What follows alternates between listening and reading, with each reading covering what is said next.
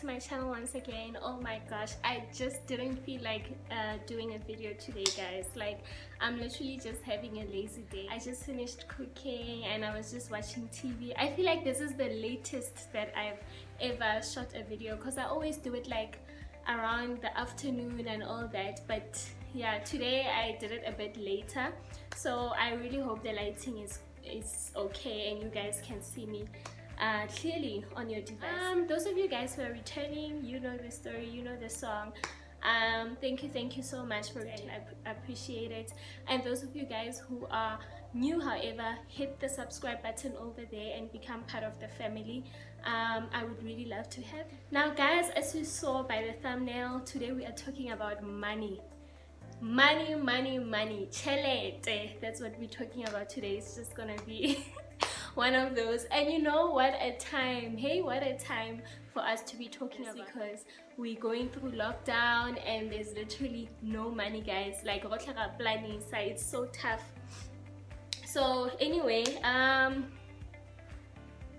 yeah, so anyway, what we are going to be doing anyway today is that we are going to be discussing some of the points that determine you as a flight attendant, how much you are going to be earning. This is obviously for people who are like hoping or like busy applying, or they want to get into this industry, and those of you guys who are already in the industry and you want to change airlines, you understand.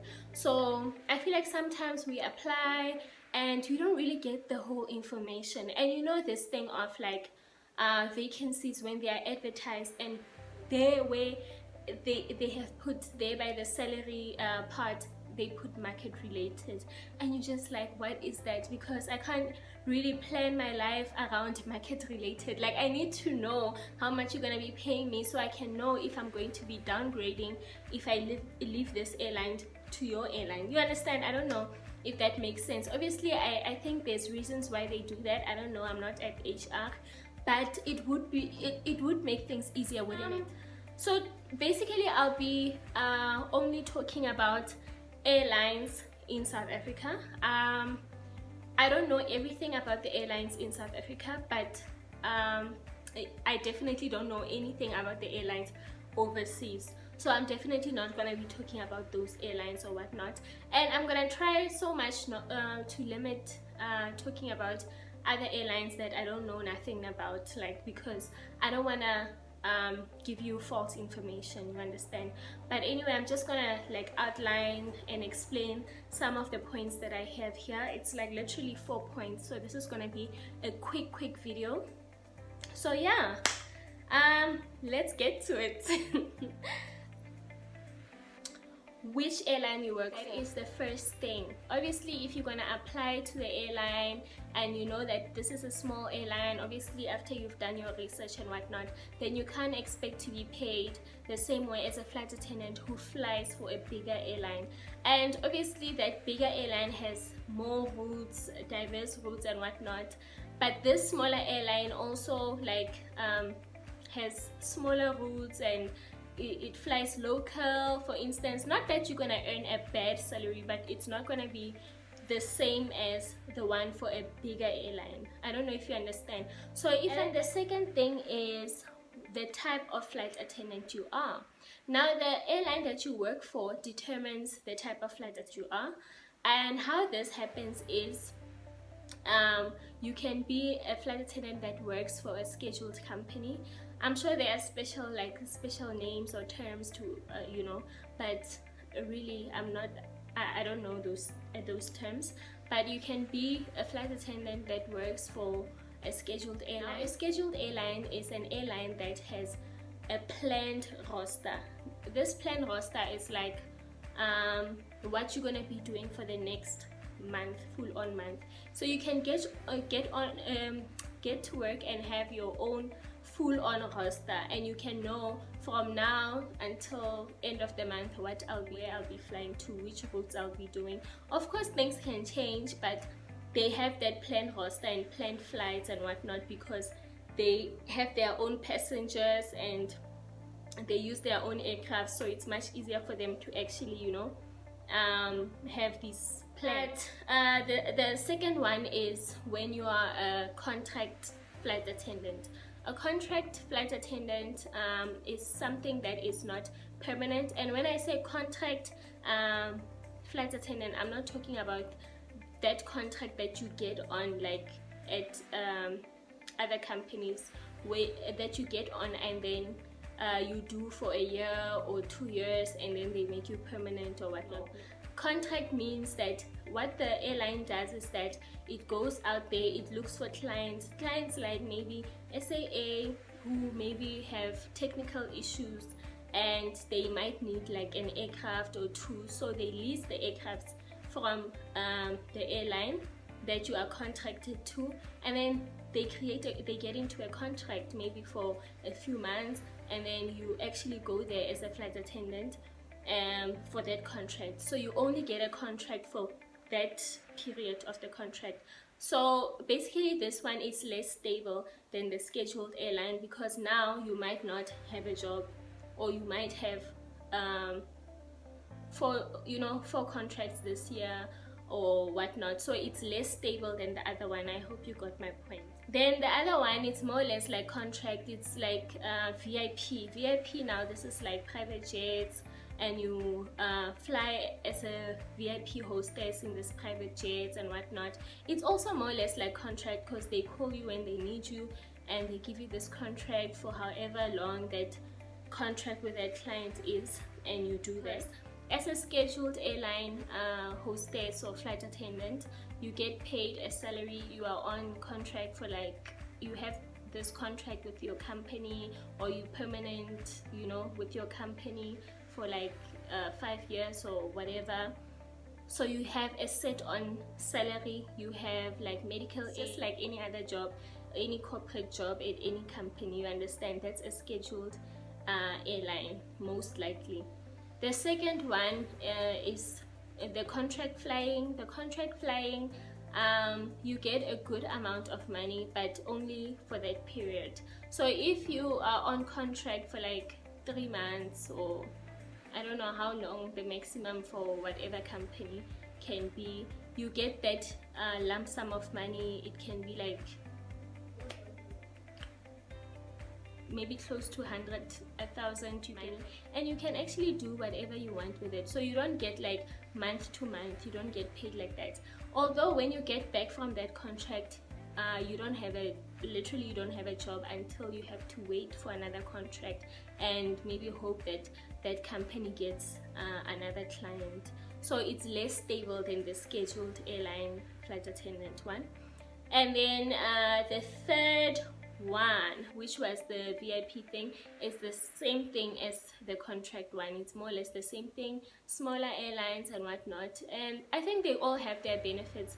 The first one, scheduled, is definitely the best one for people who are just like starting out into the industry, because once you are a scheduled air hostess or flight attendant, you are able to buy yourself a house, build yourself a house, buy a car, just gather a few things, gather your life, and actually, and because you are permanent, so nothing actually hinders you from doing that. And then the contract flight attendant now is, it's much more complicated. I think it's more suitable, although anyone can do it, I think it's more suitable for people who have left scheduled airlines now, who have acquired whatever they have acquired, and now are like just willing to travel and save up this money that they're getting, and they don't really have that many pressures, that much pressure upon them. So as an entry level, you can also be contract, you can also be VIP, you can also do whatever, but yeah, it's really up to you. Just those are my opinions. Every company has its own different positions. I know that some airlines, no matter how much experience you have, no matter how long you've been flying, no matter this, that, whatever, you have to start at the bottom. You start as a junior flight attendant or cabin attendant, whatever they call it at that airline or any other airline. You start as a junior cabin crew and work your way up. So after a few years or so, then you move up ahead, you move up ahead, until obviously maybe you want to do your in-charge course and you become an in-charge, which is like a cabin controller, the team leader in the flight. Yeah, basically some airlines have these 4 positions.